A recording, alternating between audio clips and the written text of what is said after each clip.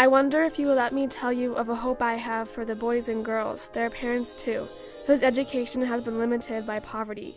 I want to help establish a school where anyone who has an hour or two to spare may come and study what he or she wants to make life more useful.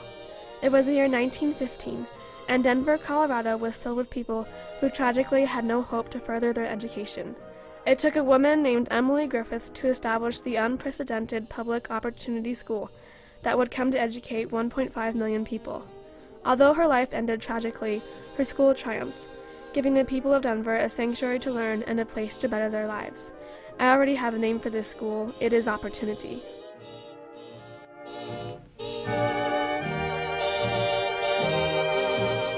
Emily Griffith finished 8th grade in Custer County, Nebraska in 1884. She began teaching elementary school to support her dependent family. The school was far away, so Emily lived in her students' homes. She quickly became aware that few of the adults in Nebraska were educated and realized the dire need for free adult instruction. In 1895, Emily Griffith and her family moved to Denver, Colorado. At this time, the city was recovering from the Panic of 1893, a financial crisis that occurred when the government stopped purchasing silver. As a result, 435 mines closed in Colorado, and over 45,000 people lost their jobs. As the city recuperated, Emily taught grade school and cared for her mentally disabled sister, Florence. In 1904, Emily was promoted to assistant state superintendent, in which she observed classes. She was shocked to discover that some schools were populated with children who hardly attended because they needed to work to support their families. Emily realized that without the impetus to excel in school, students would not be able to attain profitable careers in later life. She decided to return to the classroom where she could assist these tragically impoverished children. In 1913, Emily Griffith began teaching at the 24th Street School. During the 3 years she spent there, Emily pondered ways to overcome the obstacles to learning, which included poverty, frequent truancy, and language barriers. Sometimes Emily visited the students' homes and taught the entire family. She witnessed drunkenness and brutality and noticed that the parents' lack of education affected their children's academic success. Only 40% of Denver's high school-aged youth were actually enrolled in school, leaving 60% trapped in mediocre jobs with little pay. I looked out the window of the old 24th Street School one morning, and it was September. Children supposed to be in school. Across the street, I saw about 10 boys. You're going to have a new school someday. You're going to have a school where a boy like that can go in and work 2 or 3 hours on schoolwork. Emily began teaching free classes at the vacant Longfellow School at lunch and in the evenings in 1914. Working children and adults along 24th Street could come and learn arithmetic, English, and reading. Her openness to diversity was uncommon during the time, as Colorado still had laws allowing segregation in schools and public accommodations. Emily found that although there were already schools in Denver with vocational programs, such as the Manual Training High School Center and the School of Advanced Stenography, they only admitted a certain age group or had expensive tuition. In fact, she found that in the entire world, there were no free public schools for students over 18. Emily's crusade to help the lives of impoverished adults had begun. To get support for her school, Emily Griffith first allied herself with organizations that cope with social issues, such as ladies' clubs, the Social Services Bureau, and the Red Cross. She gave speeches to the public and addressed influential individuals, passionately explaining her plan for the institution.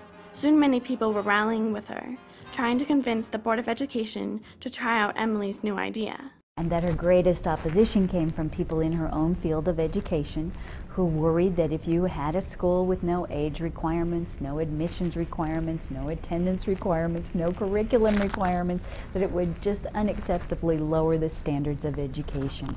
And they worried also that since Emily herself really did not have a college degree by any stretch, that she really didn't know what education's proper role was, and that the school really just didn't fit into what public education ought to be. Despite her colleagues' critical beliefs, Emily continued in her crusade. She became more persistent and determined to establish a school, and by the spring of 1916, it became difficult for the Board of Education to ignore the demands to open it. Emily's request was to make a school where anyone of any age, nationality, or gender could attend. Even the blind were to be accepted. A government official in Washington, D.C. recalled, "Emily Griffith came east to tell some of us about our school and to get some help for it. I was shocked that a city like Denver could so long remain indifferent to to what this woman was trying to do. Finally, on May 11, 1916, after over 2 years of lobbying and campaigning, the school board accepted Emily's proposal of the Opportunity School with a unanimous vote. She was appointed principal and supplied with the condemned Longfellow School located in the heart of Denver. The Opportunity School opened on September 9, 1916.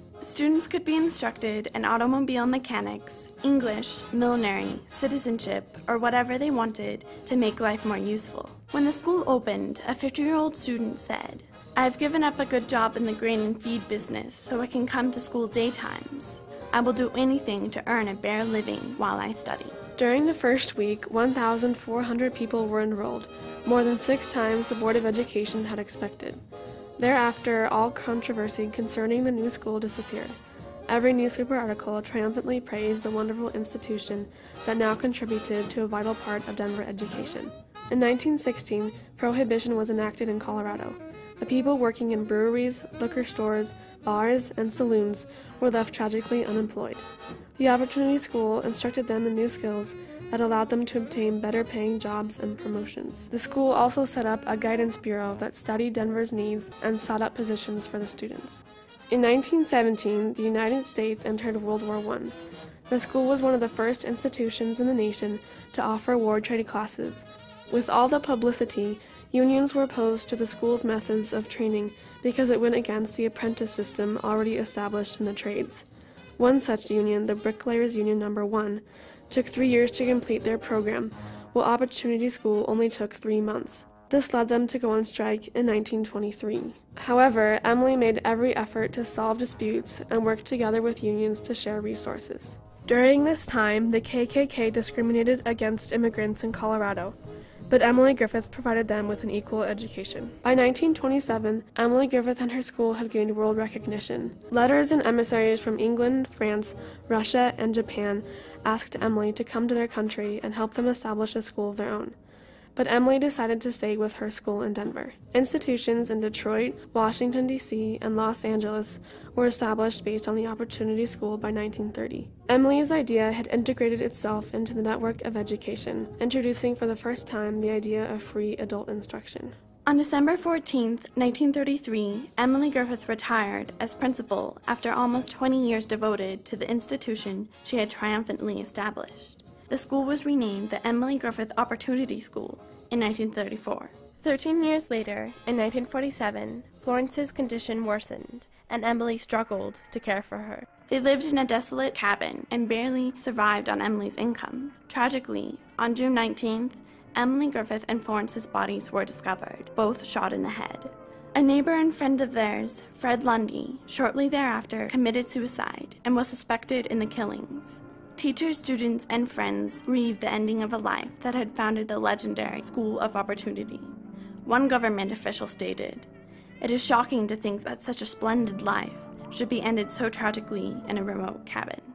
Despite Emily's tragic demise, the Opportunity School continued to grow and thrive. And in the 1970s, after the ending of the Vietnam War, many veterans returned to Denver. Opportunity School offered the veterans a return to normal life. And in the 1960s, when racial issues tensed throughout the nation, the Opportunity School remained diverse.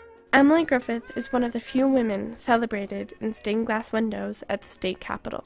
By the time Miss Griffith died, she had already led 100,000 people through the doors of her school. Emily had triumphed, establishing the Opportunity School and contributing a new concept to education that would act as a model for the rest of the world. Emily endured the doubts and speculations about her idealistic institution. She remained firm, continuing to voice her idea for a type of school she believed was needed. At a time when many Americans joined organizations such as the KKK to persecute impoverished immigrants, Emily Griffith established a revolutionary alternative, a school that welcomed people of all backgrounds to come and study together. Over the last 90 years, 1.5 million people have come through this school to a better world, and I am, on behalf of Denver, completely, totally, irrevocably grateful. Although the memory of Emily's tragic death will linger, her triumphant contribution to education will remain forever valued.